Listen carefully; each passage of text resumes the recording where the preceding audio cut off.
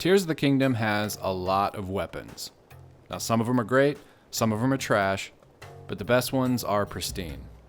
Now in this video we're going to look at Decayed versus Pristine Weapons, how to find the pristine weapons, and finally weapon modifiers, and how we can change them to get the weapon that we want. Now we can classify weapons in 3 different types.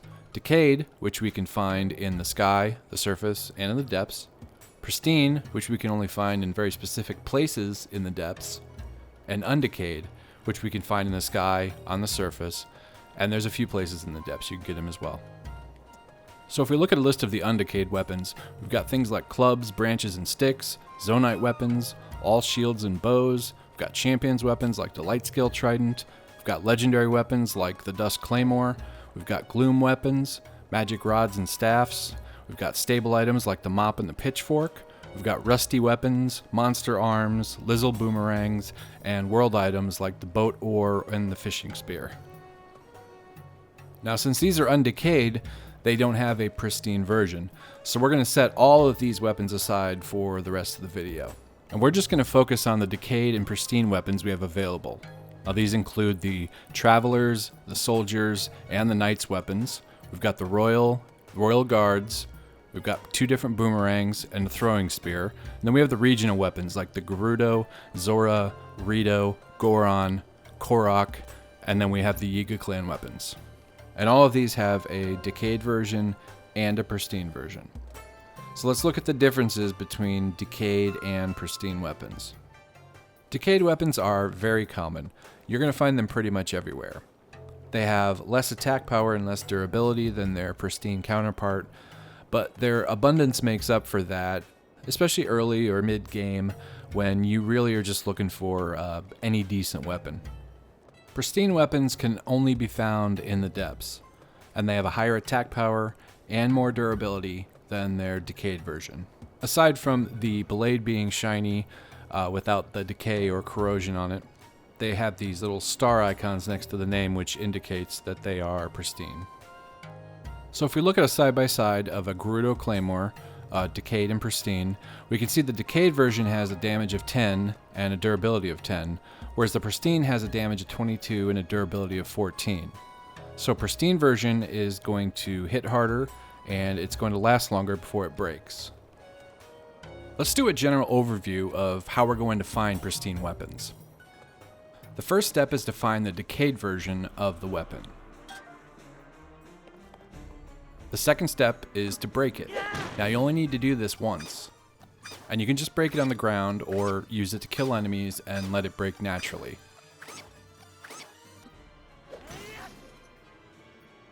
The third step is to find the pristine version of the weapon at a soldier statue in the depths. To find a decayed weapon, it's a good idea to have a general idea of where we should start looking. For regional weapons, like Gerudo, Rito, Korok, Goron, and Zora, we want to look in those areas, because that's where we're going to find those decayed weapons. Royal Guards weapons can be found in Hyrule Castle. Yiga clan weapons can be found from Yiga clan attacks. They also can be found at the Akkala Ancient Tech Lab. And you can find Royal weapons, Knights weapons, boomerangs, Travelers, and Soldiers weapons pretty much anywhere on the map. And specific enemies will carry certain weapons. For example, Lynels will generally have a Royal Claymore, and Hinoxes will also have a Royal Claymore and a Royal Broadsword. If you'd like to see actual locations for several of these weapons, I will have a companion video out soon where I'll run through finding a decayed version on the surface and a pristine one in the depths, so check that out.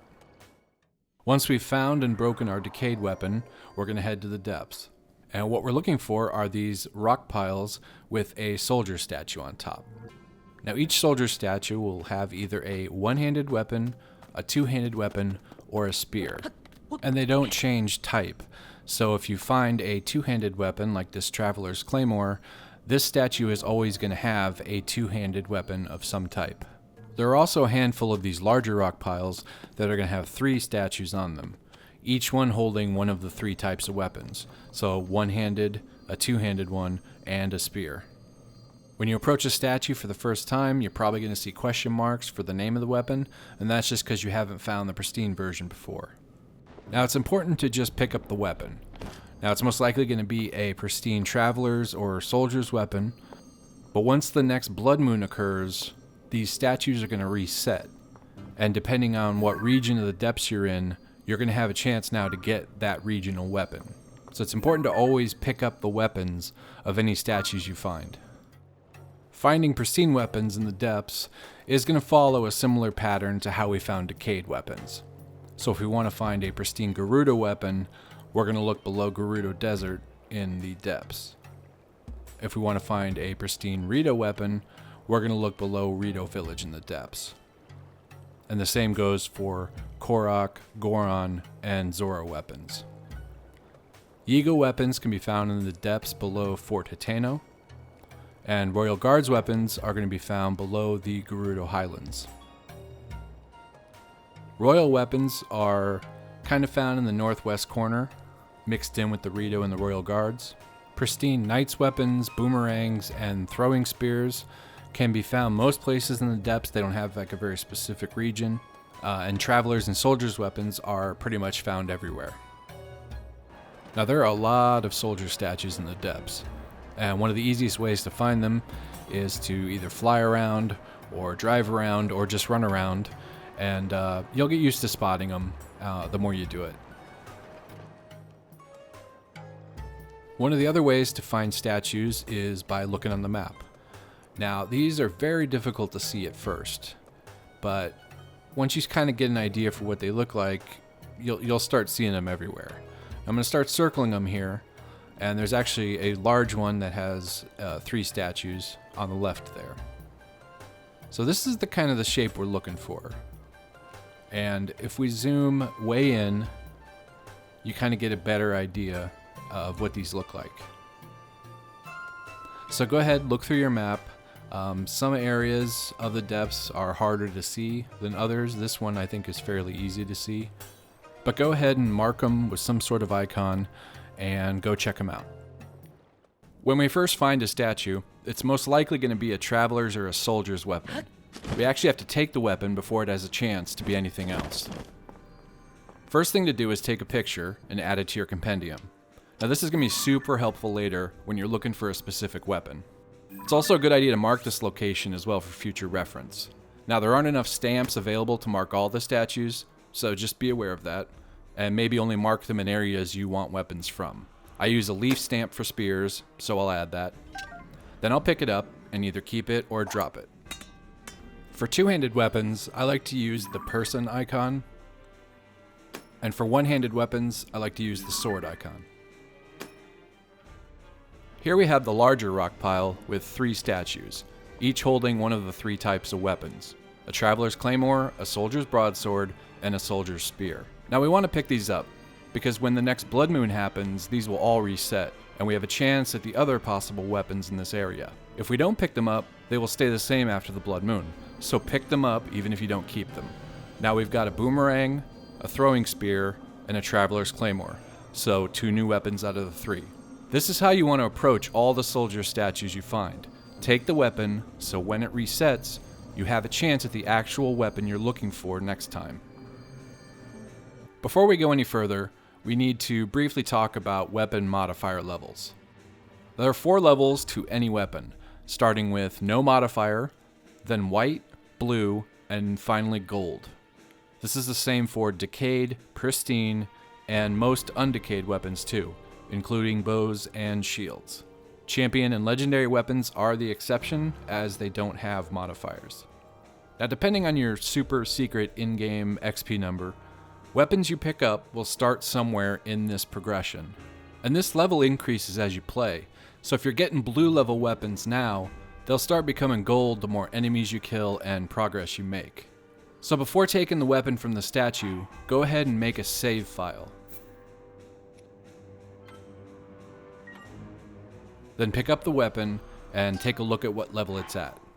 If it's gold, then we can upgrade the weapon to have the modifier we want right at the statue. If it's not gold, just pick it up and we'll upgrade it to gold using another method, which I'll go over in a minute. But first, let's look at how to upgrade a gold weapons modifier at the statue itself. So I found the weapon I want, and I made a save file before picking it up. Then I'll pick it up and see what I got. And it's a gold durability up plus. But I'd rather have attack up plus 10 for this spear. I'm going to load the save file I just made before I picked up the weapon, which is going to re-roll the modifier. Once it loads back in, I pick it up, and it's attack up plus 10. Perfect, so exactly what I wanted. If it was something else, I can just reload the save and do it again. Sometimes it happens on the first reload, but usually it takes at least a few tries to get what you want. Soldier statues will spawn when you reach a certain minimum distance from them. Once you've found a statue, picked up the weapon, and a blood moon has happened, we can then use this to reset what weapon the statue holds. As you can see at this distance, a statue hasn't spawned on top of the rocks yet. So we're going to go ahead and make a save here.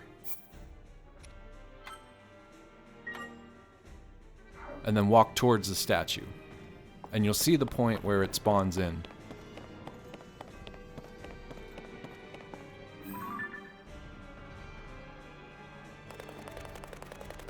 So we'll approach the statue and use the camera to zoom in and see what weapon it's holding. In this case, it's a soldier's claymore. Now if that's what you want, cool, grab it. But if not, go ahead and reload the save we just made. Now when we approach this time, the weapon may be different or may be the same. And you'll probably have to do this several times to get the weapon you want. So now it's a traveler's claymore, so we got something different.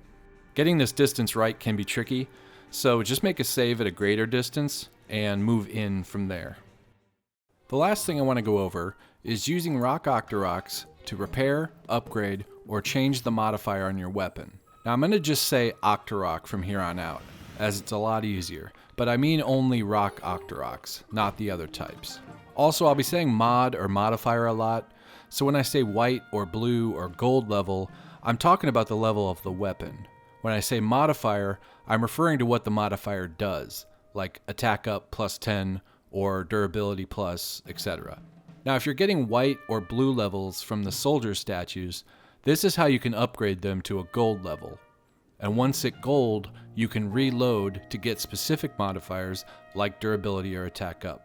This works on Decayed and Pristine weapons, as well as bows, shields, and almost all Undecayed weapons. Legendary and Champions weapons are different, and I'll come to those in just a moment. Rock Octoroks are all around Death Mountain. Each diamond icon you see on the map is one that I've found. Now be sure to remove all the sages when you're searching for Octoroks, as they will kill it before you can use it, which really sucks, so just turn them all off. When you first spot an Octorok, take a photo, add it to your compendium. Then you can use your sensor to locate other ones. So how this works, when you drop a weapon in front of an Octorok, it will suck it in, chew on it, and spit it back at you. The weapon will be repaired, and the weapon level will have been upgraded 1 or 2 levels. The actual modifier itself, though, is seemingly random. Now, an Octorok can only do this repair upgrade 1 time per blood moon. If you try to feed it a second time, it just spits it back out. Our solution is to approach the Octorok, and before we do anything, make a save right in front of it. Then just drop your weapon and back away.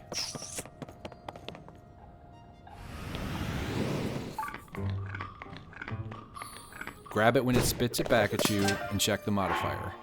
If it's one you want, go ahead and kill the Octorok, since we can't use it again until after the next blood moon. If it's not what you want, just load the save file and do it again until you get the mod you want. You may get it immediately, or it may take 30 reloads. It's just random. Now if you're upgrading from either no level or a white level, don't worry about the specific modifier you're getting. Just use the Octoroks to get it up to a blue level, then find another Octorok, make a save, feed it, and reload the save as needed to get the specific gold level modifier you want. Remember, the mod levels go no level, white, blue, then gold, and Octoroks will upgrade the level when they spit it out. So we only need to do the save reload when we're at blue or gold level to get gold level modifiers. Now I'm making it sound a lot more complicated than it is, so just try it once or twice, you'll get the idea. And finally, legendary weapons like the Dusk Claymore or the Sword of the Hero, and champions weapons like the Great Eagle Bow or the Scimitar of the Seven can't be upgraded. However, they can be repaired. You just have to fuse them to another repairable weapon or a shield first. I like using a shield for this. Feed that fused shield to an Octorok.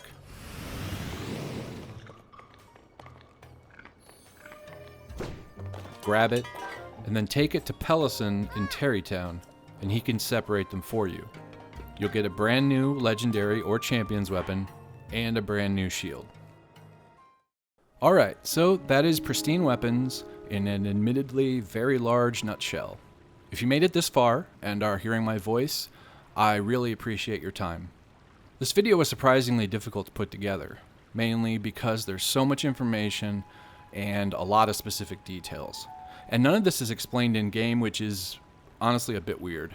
My goal was to make this as comprehensive as possible, while still being accessible and to the point, and also to cover any questions that might come up. But definitely let me know if there's something I missed or didn't explain well enough. In all honesty, this could have been 4 or 5 smaller videos, but I felt that would be an unnecessary waste of your time as a viewer, and that's the last thing I ever want to do. So I hope this was helpful, and I hope you find some of the best weapons this game has to offer. Remember to check out the companion video as well if you want to see specific locations of where to find Decayed and Pristine Weapons.